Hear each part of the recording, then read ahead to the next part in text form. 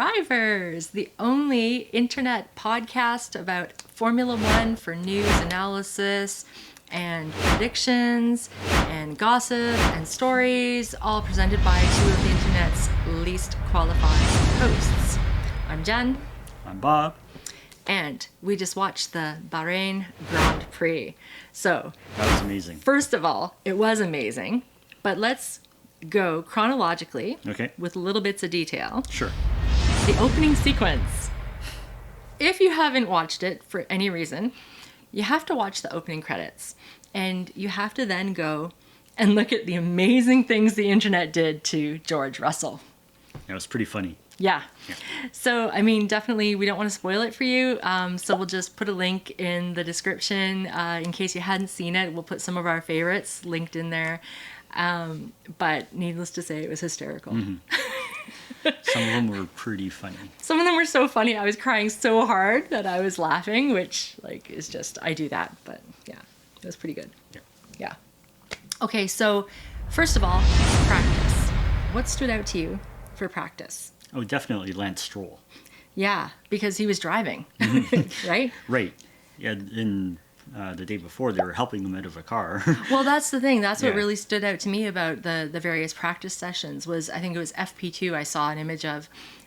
They had to literally lift him out of the car. And I got really concerned because I don't want him to have any long-term damage.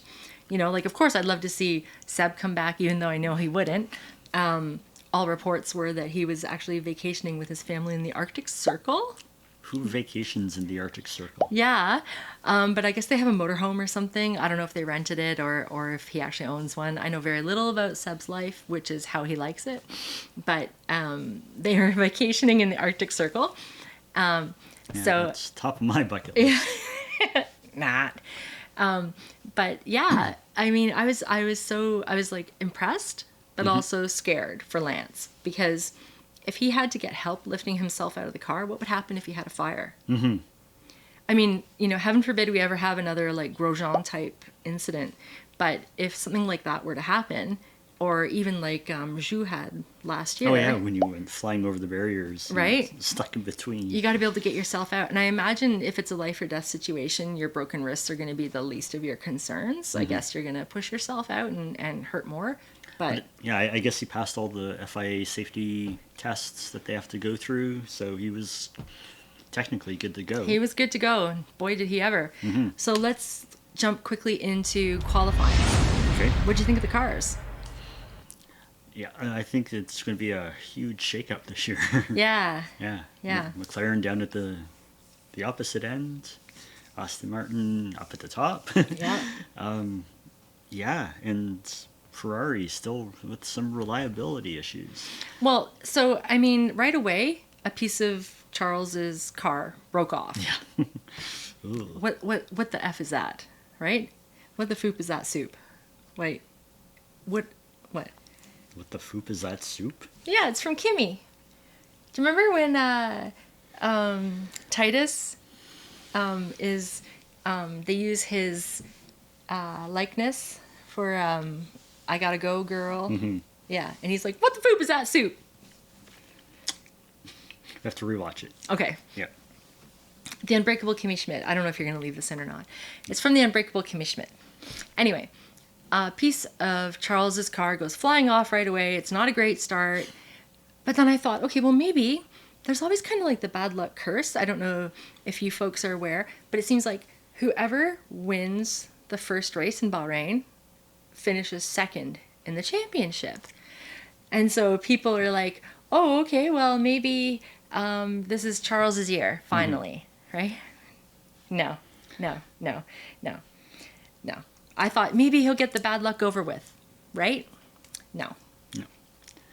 And when they retired the car during the practice run, they said it was strategic, but then after seeing the race... You mean qualies? Or qualies, yeah. Yeah, it was he didn't go out for another lap at qualies, and they said it was strategic because to save him the softs. But it worked. Actually, he had a great start for the race.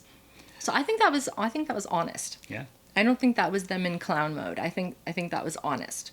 Clown mode came after. with the power unit and the destruction, and Charles having to retire. Like, Yeah. poor Charles. Poor sad Charles. Poor Lord Percival. So sad. You know, it's funny though. Speaking of Ferrari, have you ever noticed when they go on the radio to Charles? I don't know if they do this with Carlos, if it's an engineer specific thing or not. Have you ever noticed they go, information or question first of all, right? Like, people have picked up on it enough that it becomes like a meme thing. Like, Charles, question. So it's like they're asking him what his own strategy should be. Right. Yeah. So it makes me think of Dwight Schrute. Question. Right? Yeah. Yep. So I thought that was pretty funny. But didn't you love the onboards? Oh, what were you going to say? Oh, nothing. Didn't you love the onboards from Ferrari? Yeah, so the Leclerc onboard, or the Ferrari onboards, was like brought to you by J.J. Abrams from Star Trek '09. Yeah, it was Lens gorgeous. flares everywhere. Yeah. Right? For sure. Absolutely gorgeous. But, you know, that's about as good as Ferrari got. Well, I mean, Carlos did well. He drove well. He stayed ahead of Hamilton for a lot of the whole race. Yeah. When Yeah. Hamilton and when Hamilton was pushing on him. Yeah, Carlos did a great job. And I mean, Charles did a great job too. It's just that his car pooped out, Yeah. right? So, okay, so lots of crazy things happen in the race, as we know. Like, there's no major accidents or anything. Like, you know, that stuff was okay. But it was really funny how Lance and Nando came together. Oh yeah. And then later on, Nando was like asking his engineers, so who was that contact with? They didn't want to tell him. Oh, we'll get back to you. Still checking. We'll get back to you on that. and then in the press conferences, or in the media pen later, he found out and he was like, oh, okay. But he actually, jumping ahead, he had said that Lance was his hero, the way he drove. You know, it's funny because who was your driver of the day? Yeah, I think I agree with who actually got the driver of the Alonso. day. Alonso, yeah. Right? I think he drove like amazing. He was incredible, absolutely incredible. I could see why he would have so much respect for Lance driving through that pain, and he himself knows what it's like. But I mean, look at the battles that Alonso had on track, right? First of all, to get around Russell, and then that epic battle with Hamilton. Yeah. Boy, that was entertaining. That was amazing. That was awesome. Back and forth, right, for a little bit. And then finally, he even got up to and past Carlos. Yeah. It was incredible. For Aston Martin. Yeah. Like, I really like Checo and Max, but they were so far ahead that it wasn't even a race with them. They were so far ahead. They barely showed them on screen. On screen. Yeah. That's how far ahead they were. Yeah. Like once Checo, because Checo initially lost the spot. Yeah, to Charles. Charles Had a great start. Yeah, and then a couple laps later, Checo overtook him, and that was it. Yeah. Max was already like 8 laps ahead and everything. Oh, it's incredible. Yeah, so the entertaining bits of the race were from 3 on. Yeah. 3 back, and seeing Fernando. Oh, that was fantastic. Yeah, Fernando was amazing. He totally deserved driver of the day. And, you know, the hype train is real, right? For sure. And it's funny, though, because we're saying Fernando, Nando, which sounds like Lando. He did not have such a good day. No. Do you know how many times they had to pit him for that pneumatic issue? I lost count at 4. It was 6. 6 times. I think they stopped showing it because I actually lost count around 4 as well. Yeah. I was like trying to make notes and I got sidetracked. But I double checked. It was 6 times. It's so bad. So bad. And then so between him and then Oscar having to retire, what a dismal day for the McLaren team. Yep. Wow. Yeah. I think the only person who had a worse day was Ocon. Oh my God. Poor Esteban. Yeah. Oh my God. And none of it was his fault. It was like team. Well, okay, maybe where he was in the grid Yeah. initially where he parked was his fault. He was a bit over the Yeah, line. he rolled a little bit. Yeah. Yeah. But then the team started working too early in the pits during the penalty, Oh, but then he drove through. which then gave him another penalty. So, I mean, he didn't get an extra penalty at the end, and Crofty misspoke when he said that there was like yet another penalty. It turns out he only had 3, but only 3. Only 3. Yeah. And I saw a funny statistic that he tied with, I think before your time, Pastor Maldonado. Yeah, I don't know. Do you recognize that? No. But I remember Maldonado because everybody who saw Maldonado remembers Maldonado because he was not great. But yet somehow managed to win a race of attrition at one time. So he's like that one outlier, statistically speaking. But anyway, so worst day definitely goes to Esteban Ocon. Yeah, he felt so bad for him. That's another new segment we should do. Who had the worst day? Yeah. Because we talk about driver of the day, we talk about who won. Like Max is getting very little airtime on the podcast today because like there was nothing to say. He was amazing. Pulled out in front and And he was away gone. he went. But yeah, poor Ocon. Like Yeah. just unbelievable.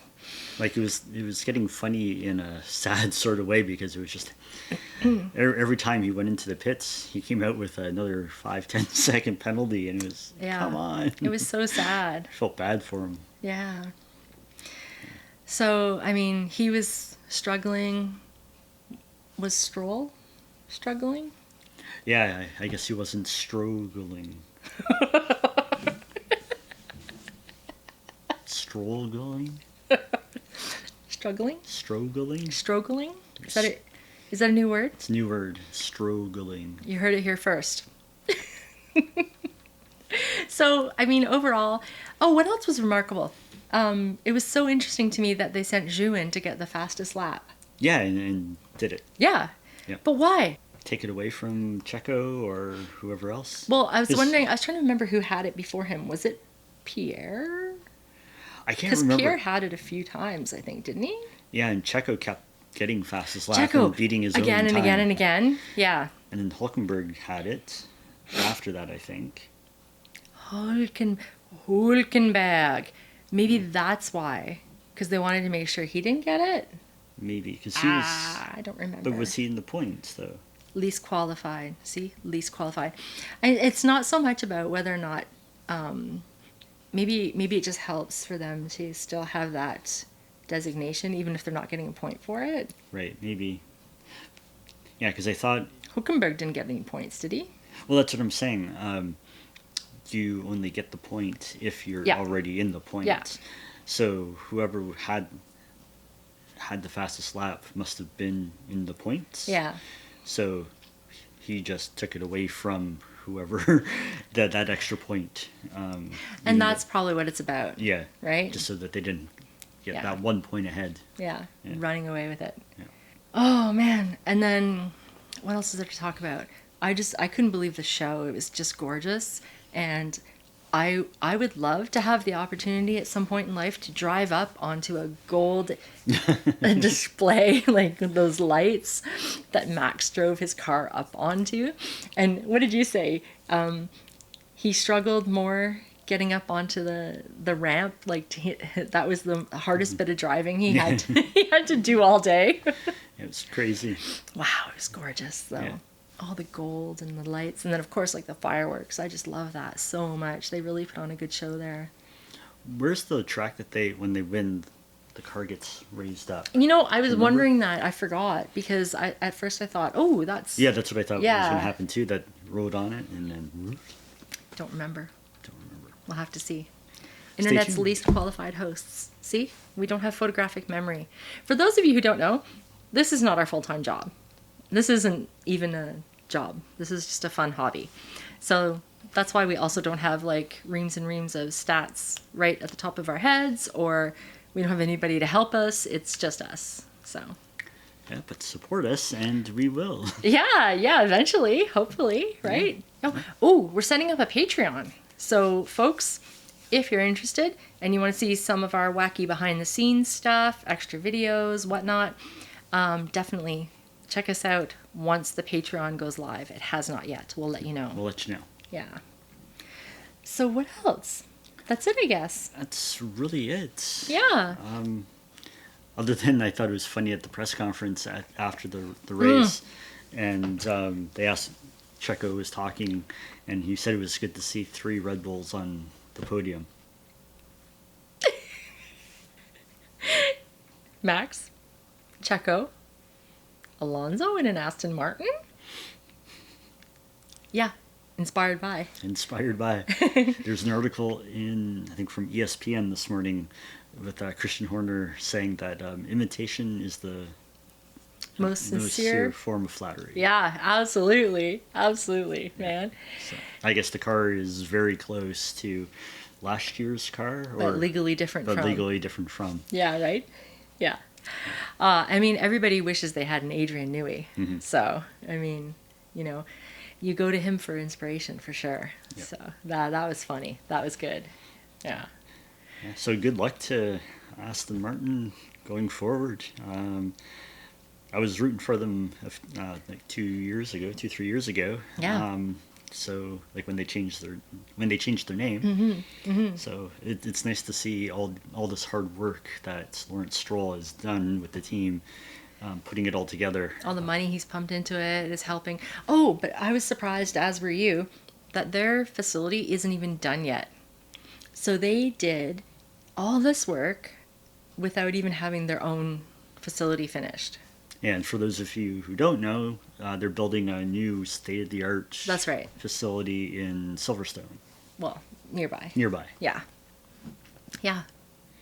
Stunning. Yeah. Stunning what they've accomplished. Absolutely stunning. And Christian, in the same article, he said, you know, it's great because it shows other teams that bridging the gap is possible. Mm-hmm. Which is kind of a dig, I think, at other people who haven't been able to manage it. I don't know. You can always take Christian's words 2 ways. I love Christian Horner, though. He's such a great character. Yeah. But anyway, I think that's it for today. I think that's it for today. Can't wait until the next one. And so I guess for now, we're signing off. I'm Jen. I'm Bob. We're backseat drivers, and we're having fun talking Formula One.